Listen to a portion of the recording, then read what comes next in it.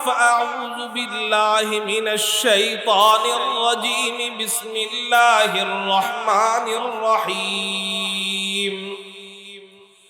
قل إن كنتم تحبون الله فاتبعوني يحببكم الله ويغفر لكم ذنوبكم والله غفور رحيم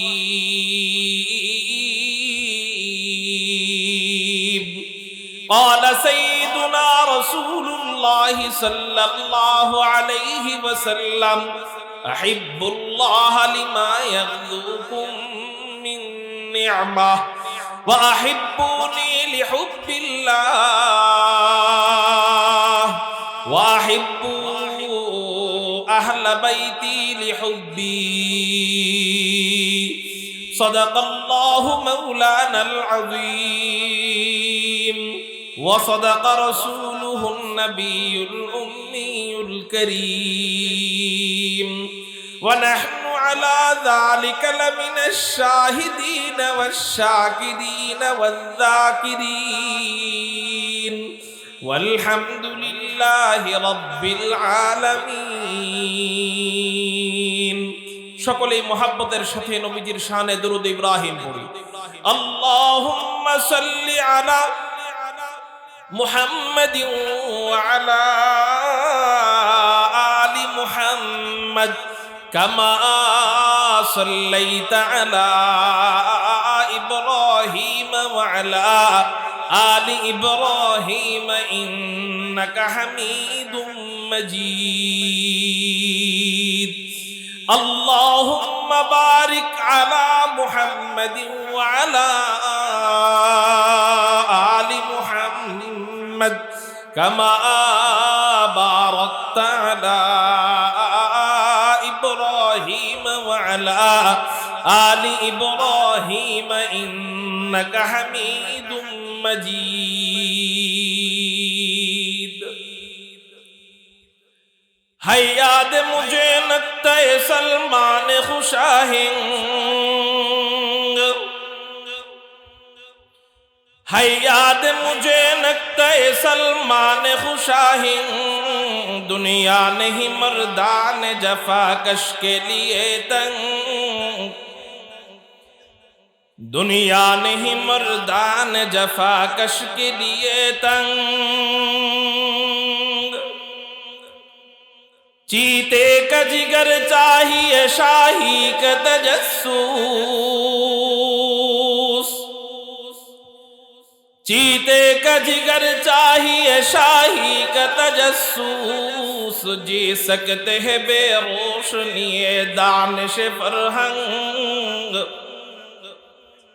جی سکتے ہیں بے روشنی دانش فرہنگ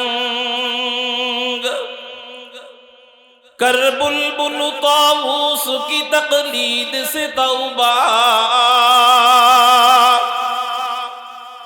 کر بلبل طاووس کی تقلید سے توبہ بلبل فقط آواز ہے طاووس فقط رنگ بلبل فقط آواز ہے طاووس فقط رنگ لا الہ الا اللہ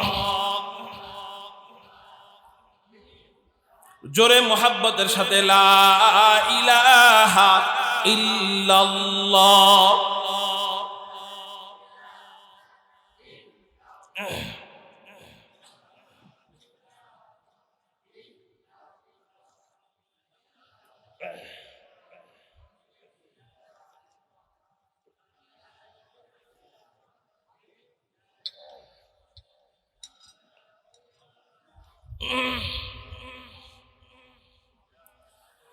لا الہ الا اللہ اللہ اللہ کیا مزا مرشد کے میں خانہ میں ہیں اللہ اللہ کیا مزا مرشد کے میں خانہ میں ہیں دونوں عالم کی حقیقت ایک پیمانے میں ہے لا الہ الا اللہ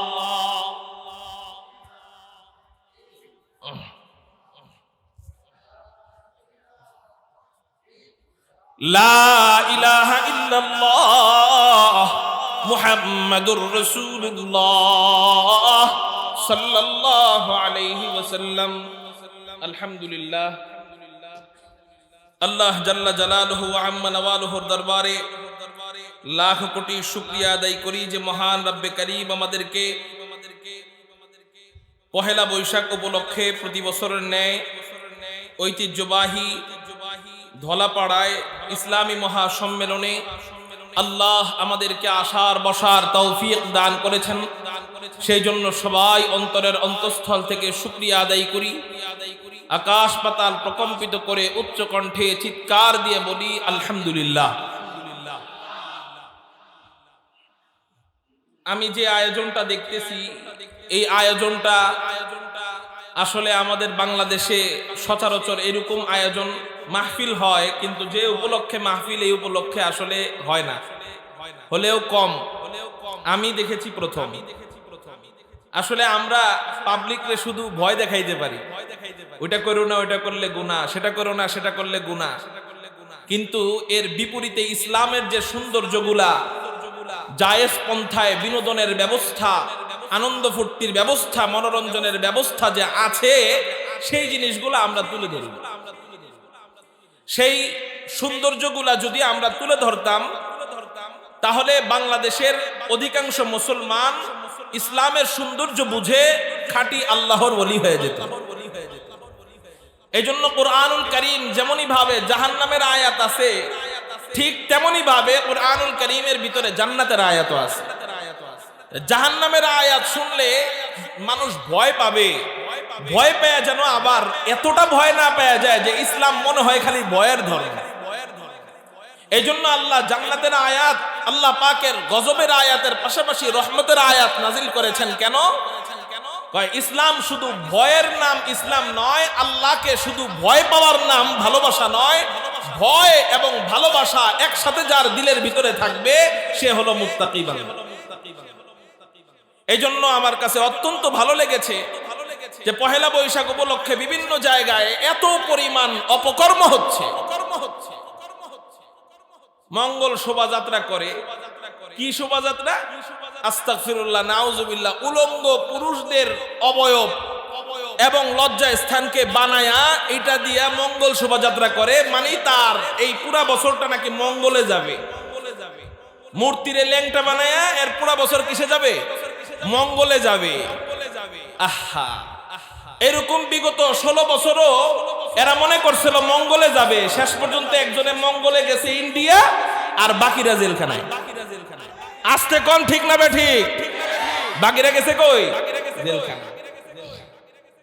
মূর্তিরে জনগণের সামনে উঁচা করতে চাইছে, ইসলামকে খাটো করতে চাইছে। বাপের মূর্তিরে উঁচা করতে চাইছে, ইসলামকে খাটো করতে চাইছে। ইসলাম বিগত 16 বছরের চেয়ে এখন আরো বেশি পাওয়ারফুল হয়েছে। বাপকে বানাইতে চাইছে জাতির পিতা, পোলাপান বানায় দিছে জুতার পিতা। এই জন্য আমি বিএনপি সরকারকে বলতে চাই, আওয়ামী লীগ যেই পথে হাঁটছে, যেহেতু আপনারা এখন সরকারের প্রধানের ভিতরে আছেন, আপনাদের কাছে বলবো না, বলবো কার কাছে? আপনারা এখন আমাদের অভিভাবক।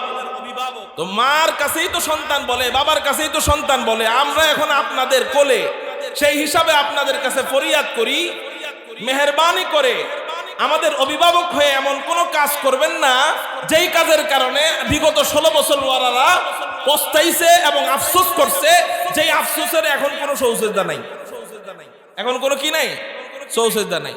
এই জন্য ইসলাম যেই জিনিসগুলাকে সাপোর্ট করে না, সেই জিনিসগুলা আপনারাও আশা করি ইনশাআল্লাহ আস্তে আস্তে এই জিনিসগুলা দূর করার চেষ্টা করবেন এবং উলামায়ে কেরামদের মাধ্যমে ইসলামের সৌন্দর্যগুলা, বৈশাখ বলেন, যে কোনো দিবসে বলেন, কিভাবে রাষ্ট্রীয়ভাবে মানুষের কাছে এই সৌন্দর্যগুলা পৌঁছানো যায়, সেই দিকে আপনারা অর্থ ঢালবেন। অপ্রয়োজনে অর্থ ঢেলে দেশকে অর্থনৈতিকভাবে পিছায়া দিবেন না। আর পুরা বিশ্বের কাছে, বিশ্বের দরবারে মানুষ যেখানে চাঁদের দেশের রকেট বানানো নিয়ে ব্যস্ত, মানুষ যেখানে এক দেশ থেকে আরেক দেশের মিসাইল কেমনে মারে এটা নিয়ে ব্যস্ত, আর আমরা ব্যস্ত হলো চারুকলা ল্যাংটা মূর্তি নিয়ে। ঠিক না ভাই? ঠিক। এটা সারা বিশ্বের দরবারে আমাদের জন্য লজ্জার বিষয় না? এজন্য আমি প্রশাসনিক ভাইদেরকে, সরকার প্রধানকে আমি অনুরোধ করব আপনি আস্তে আস্তে এগুলা বন্ধ করে যেভাবে মানুষ যেই জিনিসের থেকে শিক্ষা অর্জন করতে পারে ওই বিষয়গুলোর ব্যবস্থা আমাদেরকে করে দেন। শুধু সরকার করলেই হবে না, আমাদেরও কি সহযোগিতার দরকার আছে না নাই? আল্লাহ আমাদেরকেও বুঝবার তৌফিক দান করেন। এবং উলামায়ে কেরামদেরকেও বলবো আজকের এখান থেকে মেসেজ নেন যে সামনে যে কোনো কিছু ইসলাম বিরোধী হয় আপনারা সেখানে বাধা দিবেন, শুধু বাধা দিয়ে বসে থাকবেন না। ইসলামের পক্ষের যেই বিনোদন, যেই মনোরঞ্জন, যেই আনন্দ ফুর্তির ব্যবস্থা আছে ওই মজমার ব্যবস্থা করে দেন, ওই মজলিসের ব্যবস্থা করে দেন। ইনশাআল্লাহ মানুষ ইসলামের সৌন্দর্য বুঝবে, শুধু মুসলমানরাই না অমুসলিমরা ইসলামের ছায়াতলে ঢুকবে। কথার কথা এক বাড়িতে গান চলে, কি চলে? এখন একটা ওলামা সংগঠন যায়া বিয়ে বাড়ির ওই গান বন্ধ করে দিল। বেচারাদের মন খারাপ, সবাই মিলে একসাথে আসছে বেড়াইতে, গানটা বন্ধ করে দিল। যে কি বলল, এই গানের আওয়াজ যতদূর যায় ততদূর পর্যন্ত ফেরেশতারা বদদুয়া দিতে থাকে। অতএব এই গান যদি বাজাইতে থাকো স্বামী স্ত্রীর উপরে আল্লাহ পাকের গজব বর্ষিত হবে, এই বাড়ির উপরে আল্লাহ পাকের গজব বর্ষিত হবে। আরো যত ওয়াজ আছে এগুলা বইলা গান বন্ধ করলো। কথা তো সত্য এবং কাজটা তো উত্তম, কিন্তু আপনি গানটা বন্ধ করে যদি চলে আসেন, এরা মনে করলো কি যে ইসলাম মনে হয় এমনই কঠোর, কোনো আনন্দ ফুর্তি নাই। অথচ আমরা হুজুরা বিয়ে করি, আমাকে বিয়ের মধ্যে আনন্দ নেই? হ্যাঁ, এত আনন্দ ফুর্তি কম থাকলে তো আমরা মরে যেতাম হার্ট স্ট্রোক করে। গানটা বন্ধ করেন আপনি, উত্তম পন্থায় গান বন্ধ কইরা আপনি একটা মেমোরি কার্ড দিয়ে আসেন, যেই মেমোরি কার্ডের মধ্যে সুন্দর সুন্দর ইসলামী নাশিদ দিয়ে ভরা, যেই মেমোরি কার্ডের মধ্যে আছে जुर्अत का नाम है देवबंद वाले, आली मकाम है देवबंद वाले, जुर्अत का नाम है देवबंद वाले, आली मकाम है देवबंद वाले। চিৎকার দিয়ে কোন খারাপ লাগলো গানের চেয়ে না ভালো লাগলো? যদি লাইগা থাকে ওই গজলগুলা যদি যখন ওই একেবারে ওদের গানের অনুষ্ঠান বন্ধ করার চেয়ে এই গজলগুলা বাজাবে, ওদের আনন্দ লাগবে না? আনন্দও পাইলো, ইসলামের সত্যিকারের সৌন্দর্য উপভোগ করলো, তারা নিজেরাও মজা পাইলো, আল্লাহও খুশি, তারাও খুশি, জনগণও খুশি। কারণ নামাজেও ঘাটতি হইলো না, ঘুমিয়েও ডিস্টার্ব হইলো না। ঠিক না বেঠিক? আল্লাহ আমাদের ইসলামের সৌন্দর্যগুলা মানুষের সামনে এরকম বেশি বেশি ফুটায় তোলার তৌফিক দান করেন। এই যে এখানের ধর্মপ্রাণ মুসলমান ওলামায়ে কেরাম এবং যুব সমাজ এই ব্যবস্থা করলো, আদি অনন্তকাল একেবারে কিয়ামত পর্যন্ত এই মাহফিলটা এইভাবে চলুক, কবুল হোক। এটা আপনারা চান কিনা? যদি চান আপনাদের সহযোগিতার দরকার। সহযোগিতা মানে শুধু টাকা নয়, সাপোর্ট, তাকে সাপোর্ট করা এটা একটা বড় সহযোগিতা। আল্লাহ আপনাদের সাপোর্টের মাধ্যমে, দোয়ার মাধ্যমে, অনুদানের মাধ্যমে, হিম্মতের মাধ্যমে এই মাহফিলকে আরো বড় করেন। এবং শুধু তাই না, এই মাহফিলের উসিলায় সারা বিশ্বে হেদায়েতের বাণী পৌঁছায়। আমিন বলেন। মুহতারাম হাজিরিন, আমি আপনাদের সামনে একটি আয়াতে কারিমা তেলাওয়াত করেছি। আল্লাহ বলেন, আউযু বিল্লাহি মিনাশ শাইতানির রাজীম, বিসমিল্লাহির রহমানির রহিম।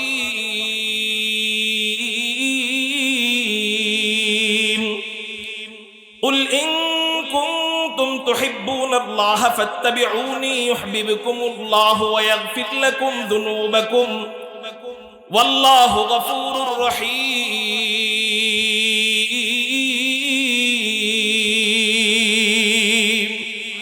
না, আমি সবার থেকে মনমতো আওয়াজ পাই নাই। সবাই একটু আকাশ বাতাস প্রকম্পিত করে চিৎকার দিয়ে বলেন না আল্লাহু আকবার।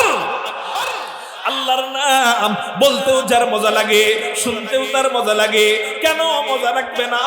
আল্লাহ কোরআনুল কারীমের মধ্যে জানায় দেন, ফাযকুরুনি আযকুরকুম ওয়াশকুরুলি ওয়ালা তাকফুরুন।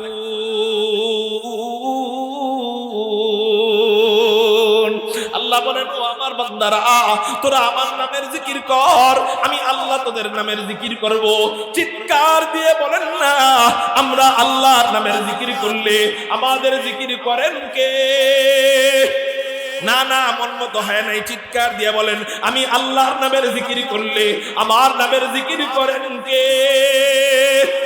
দেখেন আল্লাহ কেমন বড় রহমান, আল্লাহ কেমন বড় রহিম। ও বান্দারা, প্রত্যেকের এমন কিছু গোপন গুনাহ আছে, এমন কিছু সিক্রেট গুনাহ আছে, যেই গুনার কথা আপন মা জানলে মা আর সন্তান বলে পরিচয় দিত না, যেই গুনার কথা বাবা জানলে বাবার সন্তান বলে পরিচয় দিত না, যেই গুনার কথা সন্তান জানলে সন্তান আর বাপকে পরিচয় দিত না, যেই গুনার কথা বিবি জানলে, যেই বিবি আপনারে গতকালকে কইছে স্বামী আপনি যেদিন মারা যাবেন আমিও সেদিন মারা যাব, আপনি যেদিন মারা যাবেন আমিও সেদিন স্ট্রোক করব, আমিও মনে হয় বাঁচবো না, আপনি দুনিয়াতে না থাকলে আমিও বাঁচবো না, আমি আপনার সুখের দিনেরও সঙ্গী, আপনার দুঃখের দিনেরও সঙ্গী। বিবিরা এই কথাগুলা বলে কি বলে না? স্বামী গো, আপনার সুখের দিনেরও সঙ্গী আমি, আপনার দুঃখের দিনেরও সঙ্গী আমি। হঠাৎ করে আল্লাহ না করুক কথার কথা কোনোভাবে ওই স্বামী পরকীয়ায় ধরা পড়ছে, অবৈধ প্রেম লালসায় ধরা পড়ে গেছে, স্ত্রী জানতে পারছে। বলেন তো সেই স্ত্রী আর আগের মতো ভালোবাসতে পারবে? আরে অনেক বিবি তো এমন আছে যে সেই স্বামীকে রাইখা বাবার বাড়ি আজীবনের জন্য ডিভোর্স দিয়ে চলে যাবে, আছে না নাই? 2 দিন আগে বলছিলা স্বামী গো আপনার সুখের দিনেরও সাথী আমি, আপনার দুঃখের দিনেরও সাথী আমি। এখন দুঃখের সময় চলে এসেছে, স্বামী এখন বিবি বিবি বিবি বিবি বলে জিকির করে, আর কোনো কাজ হয় না, আগের মতো আর ভালোবাসে না, অথবা স্বামীকে রাইখা ফালায়া চলে গেছে। আমার আল্লাহর দয়া কেমন নাকি? না না না, আমার আল্লাহ রহমান,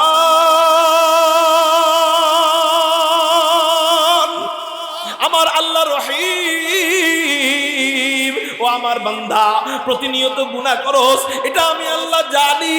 প্রতিনিয়ত তুই গুনাহ করস, প্রতি মুহূর্তে চোখের জিনা করস, প্রতি মুহূর্তে কানের জিনা করস, প্রতি মুহূর্তে লজ্জার স্থানের জিনা করস, এটা আমি আল্লাহ জানি। তুই হাতের জিনা করস, এটা আমি আল্লাহ জানি। তুই পায়ের জিনা করস, এটা আমি আল্লাহ জানি। তুই গীবত করস, এটা আমি আল্লাহ জানি। তুই চগলখুরি করস, এটা আমি আল্লাহ জানি। তুই সুদ খাস, এটা আমি আল্লাহ জানি। তুই দাড়ি কামাস, এটা আমি আল্লাহ জানি। তুই নামাজ পড়স না, এটা আমি আল্লাহ জানি। তুই পর্দা করস না, এটা আমি আল্লাহ জানি। তুই মোবাইলের মধ্যে অশ্লীল খারাপ জিনিস দেখোস, এটা আমি আল্লাহ জানি। তুই গান শুনোস, এটা আমি আল্লাহ জানি। 1000 কোটি গুনাহ জানার পরেও যখন আমি আল্লাহকে 2 বার নয়, 10 বার নয়, 20 বার নয়, 100 বার নয়, 1000 বার নয়, লাখ বার নয়, এত গুনাহ করার পরেও মাত্র একবার যদি তুই আমি আল্লাহকে আল্লাহ, একবার যদি তুই আমি আল্লাহকে আল্লাহ বইলা ডাক দেস, ওই সময় আমি আল্লাহ আর একটু দেরি করি না, আমি তোরে এতটাই মহাব্বত করি, এতটাই ভালোবাসি। তুই গুনাহ করলে কায়দা মতো যদি গুনাহ করে বসস, বড় কোনো গুনাহ, তোর মা তোরে দেখতে পারে না, তোর বাপ তোরে তেজ্যপুত্র করে দেয়, তোর বিবি তোরে দেখতে পারে না, তোর সন্তান তোরে দেখতে পারে না, তো কি হয়েছে? এর চেয়েও কোটি কোটি গুণ বেশি গুনাহ করার পরেও আমি আল্লাহকে যখন একবার, মাত্র একবার আল্লাহ বলে ডাক দেস, আমি আল্লাহ এক মুহূর্ত আর দেরি করি না, সাথে সাথে আমি আল্লাহ ও বান্দা তোর নামের জিকির করা আরম্ভ করে দে। এই জন্যই কবি বলেন আল্লাহ আল্লাহ क्या मजा, अल्लाह अल्लाह क्या मजा, मुर्शिद के मैखाना में है, दोनों आलम की हकीकत एक पैमाने में है, दोनों आलम की हकीकत एक पैमाने में है। নবীজি বলেন তুমি আল্লাহর নামের জিকির একা একা করবা, আল্লাহ তোমার নামের জিকির একা একা করবে, আর তুমি ভরা বদলি সে পয়সা পয়সা আল্লাহর নামের জিকির করবা। আল্লাহ কোটি কোটি ফেরেশতাদের সামনে বিশাল বড় মাহফিল কায়েম করে ভরা মজলিসের সামনে আল্লাহ তোমার নামের জিকির করা আরম্ভ করে দিবে। এই জন্য যেই মুমিন এই খেয়াল নিয়ে জিকির করবে যে আমি আল্লাহর নাম নিলে আল্লাহ আমার নাম নিবে, তারে তো জোর করে জিকির করানো লাগে। এই জন্য আমি আর জোর করব না। অনেকক্ষণ ধরে মরা ছিলেন, এখন একটু জীবিত হন। আমি শুধু ইশারা দিব, আল্লাহর নামের তাকবীরের ধ্বনি উচ্চারিত করবেন। দেখি তো সাউন্ড কেমন হয়। আওয়াজ আবার মন মতো পাইনি, আবার শুধু মুরব্বীরা, যুবকরা চুপ থাকেন, শুধু মুরব্বীরা, দেখি জিতে কে। এবার শুধু যুবকরা, এবার সবাই আলহামদুলিল্লাহ বলেন। এই যে আল্লাহর নাম বলাইলাম, কি হইল জানেন? এই মজলিসটা আল্লাহ পাক রব্বুল আলামিন স্পেশাল ভাবে গ্রহণ করে নিলেন, কারণ এখন আল্লাহ পাক আমাদের নামের জিকির করা আরম্ভ করছে কোটি কোটি ফেরেশতার সামনে। সুবহানাল্লাহ বলেন। এজন্য আর জোর করে বলানো লাগবে নি। মুহতারাম হাজিরিন, আমি আপনাদের সামনে আজকে হুজুর আকরাম সাল্লাল্লাহু আলাইহি ওয়াসাল্লামকে ভালোবাসা নিয়ে আলোচনা করব। কেন কেন কেন? আল্লাহ পাক রব্বুল আলামিন যেন এই উসিলায় খাস রহমত বর্ষণ করেন, আমিন বলেন। কেন?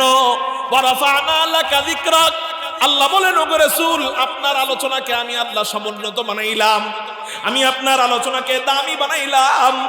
এই কথার থেকে বোঝা যায় যে ব্যক্তি নবীজির আলোচনা করবে আল্লাহ তাকেও দামি বানাবে, যে নবীজির আলোচনা শুনবে আল্লাহ তাকেও দামি বানাবে, যারা নবীজির আলোচনার আয়োজন করবে আল্লাহ তাদেরকেও দামি বানাবে। এই জন্য মজা লাগুক আর না লাগুক, কষ্ট একটু হোক অসুবিধা নাই, তারপরেও নবীর প্রেমে নবীর মুহাব্বতে কিছুক্ষণ সময় বসবো। কারা কারা আল্লাহু আকবার বলে দুই হাত আল্লাহরে দেখাই বসবো তো ইনশাআল্লাহ? উঠাউঠি করবো না তো ইনশাআল্লাহ? এখানে বৈশা বেশি বেশি বাদাম খাবো তো ইনশাআল্লাহ? আমি দেখছি কিন্তু এইটা ক্লাস ধরে কোন, এটা কি কেমন দামি ক্লাস? সুনানে দারাকুতনির ভিতরে হুজুর আকরাম সাল্লাল্লাহু আলাইহি ওয়াসাল্লাম বলেন, মাজলিসু ফিকহিন খায়রুম মিন ইবাদাতি 60 সানা। হুজুর আকরাম সাল্লাল্লাহু আলাইহি ওয়াসাল্লাম জানায় দেয় এই ক্লাসের কত দাম। এই ক্লাসে একটা ছাত্র যদি বসে, একজন যদি বসে, সে স্কুলে পড়ুক অসুবিধা নাই, সে কলেজে পড়ুক অসুবিধা নাই, যে কোনো পেশার হোক না কেন, মুসলমানদের মধ্য থেকে কোনো একজন বান্দা যদি এই ক্লাসে বসে, এই মজলিসে বসে, এই দর্সে বসে, তো কি হবে? বয়ান বুঝুক আর না বুঝুক, বয়ান মুখস্থ হোক আর না হোক, বয়ান অনুযায়ী আমল করতে পারুক না পারুক, এটা আলাদা সওয়াব। শুধু এখানে বসবে আর বাড়িতে যাবে, কমপক্ষে 60 বছর টানা 60 বছর নফল ইবাদতের সওয়াবের গাঁঠি নিয়ে বাড়িতে যাবে। এই জন্য এই ক্লাসে বসে এমন কোনো বেয়াদবি করব না যেটাই আল্লাহ বাজার হয়। ইনশাআল্লাহ বেশি বেশি বাদাম খাবো, বুট খাবো, শুধু বয়ান শুনবো, বলেন ইনশাআল্লাহ। আল্লাহ তুমি কবুল করো। হুজুর আকরাম সাল্লাল্লাহু আলাইহি ওয়াসাল্লামকে ভালোবাসা ঈমানের অঙ্গ। হুজুর আকরাম সাল্লাল্লাহু আলাইহি ওয়াসাল্লামকে শুধু ভালোবাসা না, জীবনের চেয়ে বেশি ভালোবাসা। জোরে বলেন কিসের চেয়ে বেশি? সবাই বলেন কিসের চেয়ে বেশি? জীবনের চেয়ে বেশি ভালোবাসা ঈমান। নবীজিকে জীবনের চেয়ে বেশি ভালোবাসা ঈমান। মুহতারাম হাজিরিন, আমি আজকে আপনাদের সামনে 2 পয়েন্টে বয়ান করব। 1 নাম্বার, নবীজিকে ভালোবাসবো কেন? আমার সাথে সবাই বলেন তো প্রশ্নটা, নবীজিকে ভালোবাসবো কেন বলেন? 2 নাম্বার পয়েন্ট, নবীজিকে ভালোবাসবো কিভাবে, মানে তরিকা কি, কোন পদ্ধতিতে ভালোবাসবো? মাকে ভালোবাসার যেই পদ্ধতি, বউকে ভালোবাসার একই পদ্ধতি না আলাদা পদ্ধতি? তাইলে 2টা বিষয়। 1 নাম্বার, নবীজিকে ভালোবাসবো কেন? 2 নাম্বার, নবীজিকে ভালোবাসবো কোন পদ্ধতিতে? মনে থাকবে না 2টা কথা? এই 2টা কথা শুনবো ইনশাআল্লাহ আমরা মনোযোগ দিয়ে। এটা শুনি না বলেই তো নবীজিকে ভালোবাসি ঠিকই, কিন্তু ল্যাংটা পীরের কাছে যায় নবীজিকে পাওয়ার জন্য মুড়ি দিই। ঠিক না বে ঠিক? আল্লাহ আমাদেরকে হেফাজত করে। ভালো কিন্তু ঠিকই বাসে, ওই ল্যাংটা পীরের কাছে মুড়ি দিয়েছে, মাগার ওর কলমের ভিতরে নবীর ভালোবাসা আছে, কিন্তু ও পদ্ধতি জানে না। এই জন্য কেমন যেন বউরে ভালোবাসলো মার মতো, মারে ভালোবাসলো বউর মতো হইব। ভালোবাসা ঠিকই আছে কিন্তু পদ্ধতি ভিন্ন করে ফেলছে। এই জন্য আমার আলোচনার 2য় পয়েন্ট, নবীজিকে ভালোবাসার পদ্ধতি। 1ম পয়েন্ট, নবীজিকে ভালোবাসবো কেন? কেনর জবাব আমি কোরআন থেকে যে আয়াত পড়ছি, আয়াতটা বয়ানের শেষে বলবো। এখন আমি কেনর জবাব আমি কোরআন থেকেও বলবো না, হাদিস থেকেও বলবো না। কেনর জবাব আমি বিজ্ঞানের থিওরি মোতাবেক বলবো। বিজ্ঞানের থিওরি কি বলে নবীজিকে ভালোবাসার ব্যাপারে? যে সমস্ত বৈজ্ঞানিকরা মানুষের মন নিয়ে গবেষণা করেন, মানুষের দিল নিয়ে গবেষণা করেন, এই সমস্ত বৈজ্ঞানিকরা বলেন একজন মানুষ আরেকজন মানুষকে ভালোবাসে, মোহাব্বত করে 4 কারণে। চিৎকার দিয়া বলেন একজন মানুষ আরেকজন মানুষকে ভালোবাসে কয় কারণে? এতদিন শুনছেন নামাজ ভাঙার কারণ কয়টা, এতদিন শুনছেন ওযু ভাঙার কারণ কয়টা, এতদিন শুনছেন রোজা ভাঙার কারণ কয়টা, আজকে শুনবেন ভালোবাসার কারণ কয়টা? আরো জোরে কয়টা? কি কি? এক নাম্বার কারণ হলো জামাল। একজন মানুষ আরেকজন মানুষকে জামালের কারণে মহাব্বত করে, সৌন্দর্যের কারণে মহাব্বত করে। প্রেমিক তার প্রেমিকাকে ভালোবাসে সৌন্দর্যের কারণে, এতটাই ভালোবাসে, এতটাই মহাব্বত করে। অনেক সময় পুরুষ তার কাঙ্ক্ষিত নারীকে না পেলে পাগল হয়ে যায়। Go to Pabna. কোন জায়গায় যায় পাগল হয়ে? পাবনায় যায়। আবার অনেক নারী পাগল হয়ে আত্মহত্যা করে, আছে না নাই? কেন? কোন জিনিসের কারণে ভালোবাসলো, কোন জিনিসের কারণে জীবনের চেয়ে বেশি মহাব্বত শুরু করছে? কয় সৌন্দর্যের কারণে। ওখানে আর কিছু লাগে না। কয় ওরে ভালোবাসোস কেন? ওই পোলা তো গাঞ্জাখোর, ওই পোলার বংশ ভালো না, ওই পোলা নামাজ পড়ে না, ওই পোলায় মুরব্বীদেরকে সম্মান করে না, ওরে ভালোবাসোস কেন? কয় এত কিছু বুঝি না, সৌন্দর্যের মায়ায় পড়ে গেছি, আর কোনো কাজ হবে না। ঠিক না বেঠি? ভালোবাসে, একবার ভালো লেগে গেলে ভালোবাসে, জীবনের চেয়ে বেশিও ভালোবাসে। একটা পাইছে, কয়টা? চারটা পায় নাই। আমার দিকে তাকান, আমার দিকে খেয়াল করেন। কয়টা পায় নাই? পাইছে কয়টা? সৌন্দর্য। দুই নাম্বার কারণ হলো কামাল, যোগ্যতা বা পূর্ণতা। একজন মানুষের সৌন্দর্যের দরকার নাই, ব্যক্তিটার যোগ্যতা ভালো, অনেক যোগ্যতাবান মানুষ, এই জন্য তাকে মানুষ মহাব্বত করে। আচ্ছা আচ্ছা, আপনাদেরকে একটা নজির দেই। জাতীয় মসজিদ বাইতুল মুকাররমের খতিব আল্লামা আব্দুল মালেক হাফিজাহুল্লাহ সারা বাংলাদেশের গ্র্যান্ড মুফতি। শুধু সারা বাংলাদেশের নয়, সারা বিশ্বে যদি 5 জন মুফতিকে গণনা করা হয়, আলহামদুলিল্লাহ আলহামদুলিল্লাহ সুম্মা আলহামদুলিল্লাহ, আমাদের জিন্দা কাবির হযরত মুফতি আব্দুল মালেক হাফিজাহুল্লাহ ওই 5 জনের মধ্যে আনতে তারা বাধ্য হবে। এমন একজন ব্যক্তিকে আমরা আমাদের জীবদ্দশায় পেয়েছি। হযরত থানবী রাহমাতুল্লাহ আলাইহির জামানায় যারা থানবীকে পেয়েছে তারা যেমন গর্ব করেছে, ইনশাআল্লাহ আমরাও গর্ব করি। আমাদের জামানায় আমরা হযরতুল আল্লাম হযরত মাওলানা মুফতি আব্দুল মালেক হাফিজাহুল্লাহর মতো ব্যক্তিকে পেয়েছি। আলহামদুলিল্লাহ বলেন। আলহামদুলিল্লাহ আমাদের জামানায় আমরা হযরত মাওলানা মুফতি দেলোয়ার হোসেন হাফিজাহুল্লাহকে পেয়েছি। আলহামদুলিল্লাহ আমরা গর্ব করে বলতে পারবো আমরা আমাদের জামানায় শাইখুল ইসলাম আল্লামা আহমদ শফি রহমাতুল্লাহ আলাইহিকে পেয়েছি। আমরা গর্ব করে বলতে পারবো কায়েদে